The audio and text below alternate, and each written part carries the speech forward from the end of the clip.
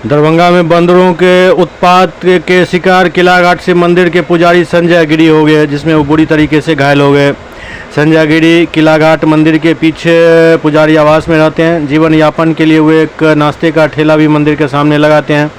इसी के तहत वे घर के सामने आंगन में तेल से भरे कढ़ाई में नाश्ते की सामग्री तल रहे थे। इसी बीच बंदरों का झुंड आया और पानी टंकी पर रखे ईंट को गिरा दिया, जो सीधा कढ़ाई में आ गिरा और उस तेल के छिलक जाने से उसके नज़दीक खड़े संजय गिरी का आधा से अधिक शरीर जल गया। बताया जाता है कि संजय गिरी हाफ पैंट और बनियान में नाश्ता तल रहे थे, जिसमें वो बुरी तरीके से घायल हो गए। स्थिति ऐसी हुई जो उनको पटना रेफर करना पड़ गया।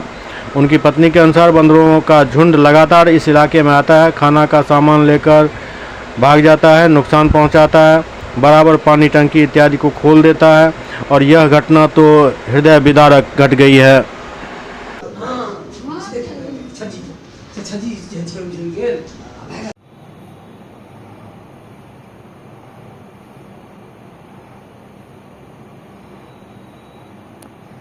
तो थोड़ा सा पानी दीजिएगा एक ढक्कन, देखिए उल्टी तो प्रेगनेंसी के तो बन रहा है, ठीक है।